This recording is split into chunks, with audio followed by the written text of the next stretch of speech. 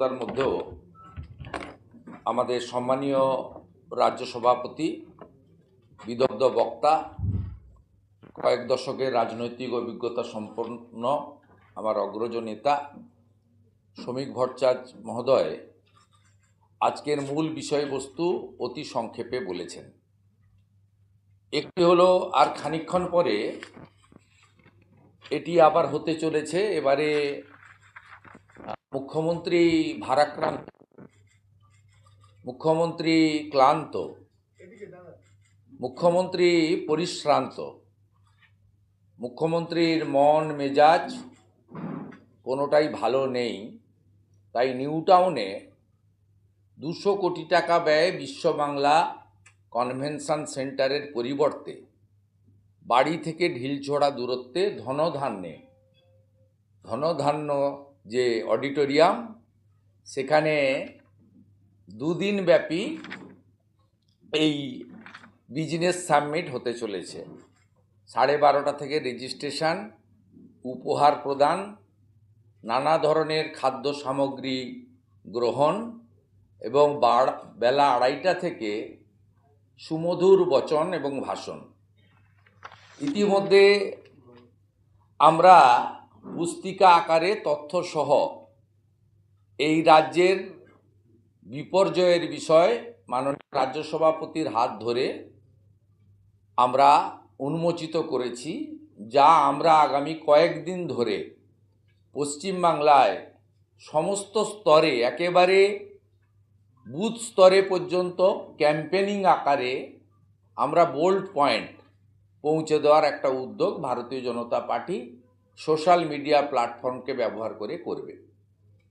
এবং আমাদের যে 17,000 পথসভা চলছে, যার মধ্যে ইতিমধ্যে 3-4 হাজার সভা কমপ্লিট হয়েছে, বাকি সভাগুলোতেই তোষণ, বাংলাদেশি মুসলিম অনুপ্রবেশকারীদের উৎপাত, সীমাহীন দুর্নীতি, বেকারত্ব, কৃষকের সর্বনাশের সাথে সাথে আমরা বিজনেস এবং শিল্পে বিপর্যয়ের যে তথ্য ডাটা আমরা পশ্চিমবাংলার সর্বস্তরে আমাদের সাধ্যমতো ক্ষমতা অনুযায়ী মানুষের কর্ণগোচর করার উদ্যোগ রাজ্য সভাপতির নেতৃত্বে নিয়েছি। আপনারা ডিটেলস এই বইতে পেয়ে যাবেন। আমি শুধু আপনাদের জ্ঞাতার্থে খুব ছোট্ট করে, যেহেতু শ্রমিকদাকে দিল্লি ফিরতে হবে এবং আমারও আরেকটি কার্যক্রম আছে যেটাতে আপনাদেরও ভূমিকা থাকবে। আমাদের বিজিবিএসে মাননীয় মুখ্যমন্ত্রী এবং তথাকথিত উনার পার্শ্বদের নিয়ে 2015 সাল থেকে যতগুলো মৌ করেছেন, মৌর সংখ্যা, ঘোষিত ইনভেস্টমেন্টের গালভরা প্রতিশ্রুতির অ্যামাউন্ট এবং আপনার বিশেষ কয়েকটি পয়েন্ট আমি শুধুমাত্র জনগণের জ্ঞাতার্থে তুলে ধরছি। বাকিটা আপনার এই বইতে একদম গ্রাফিক্স করে, প্যারামিটার করে, সুন্দর করে এখানে দেখানো রয়েছে, যেটি একটি প্রামাণ্য দলিল হিসেবে আগামী দিনে কাজ করবে। 2015-তে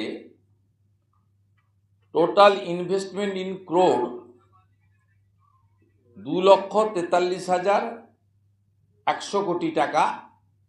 মৌ স্বাক্ষরিত হয়েছিল 54টি। 2016 সালে মৌ স্বাক্ষরিত হয়েছিল 90টি। বিনিয়োগের প্রতিশ্রুতি ছিল 2,50,000 কোটি টাকা। 2017 সালে, আমি এটা না আপনাকে মিডিয়া গ্রুপে ফটোকপি নামিয়ে দেবো, তাহলে সুবিধা হবে। আমি 2017 সালে ইনভেস্টমেন্ট টোটাল ঘোষিত, অ্যাকচুয়ালটা পরে আসছি, 2,35,000 কোটি টাকা। স্বাক্ষরিত মৌর সংখ্যা 110। 2018 সালে টোটাল অ্যামাউন্ট 2,20,000 টাকা, স্বাক্ষরিত মৌর সংখ্যা 137। 2019 সালে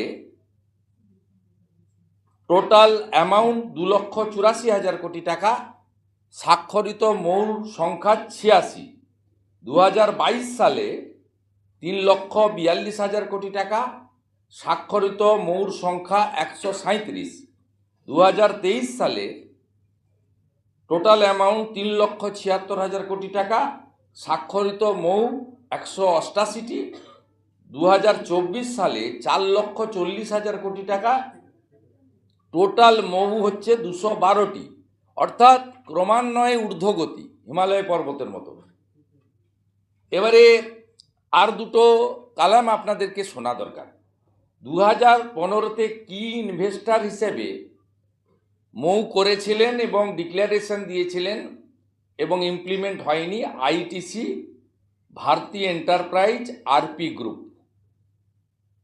এখানে বিজিবিএস তো একজনই করে, উজ্জ্বল সিনহা, তাকে দেওয়া আছে। এখানে বিজিবিএস এর কস্ট কত খরচ হয়েছিল? যে টাকা দিয়ে পশ্চিমবাংলার বহু হসপিটালে স্ক্যান এবং এমআরআই মেশিন বসানো যেত, 25 কোটি টাকা। 2015-তে 25 কোটি টাকা বিজিবিএস এ খরচ হয়েছিল। 2016-তে কি ইনভেস্টার ছিলেন মানে মৌতে? হীরানন্দানী গ্রুপ এবং জেএসডব্লিউ। এখানে খরচ হয়েছিল বিজিবিএস অর্গানাইজ করতে 30 কোটি টাকা।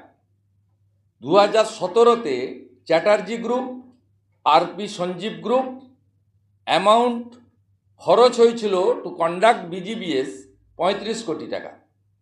মানে প্রত্যেক বছর হিসাব করা আছে 5 কোটি করে বাড়বে। তা 2018-তে Reliance group, GSW, Ambuja Neotia, RP group 40 কোটি টাকা cost involvement two organise the BGBS. 2019-এ Coca-Cola ছিল মেন ইনভেস্টার, কি ইনভেস্টার মানে মৌতে, নট গ্রাউন্ড, 45 কোটি টাকা cost involvement. 22-এ Adani group, Flipkart, JSW, cost involvement 45 কোটি টাকা। সে ওখানে মনে রাখা দরকার তাজপুর বন্দর ছিল। 2023-এ রিলায়েন্স, জেএসডব্লিউ, কস্ট ইনভলভমেন্ট 50 কোটি টাকা। 2024-এ রিলায়েন্স, জেএসডব্লিউ 67 কোটি টাকা আপনার কস্ট ইনভলভমেন্ট লাস্ট বছর। এবছরের পরে পাওয়া যাবে।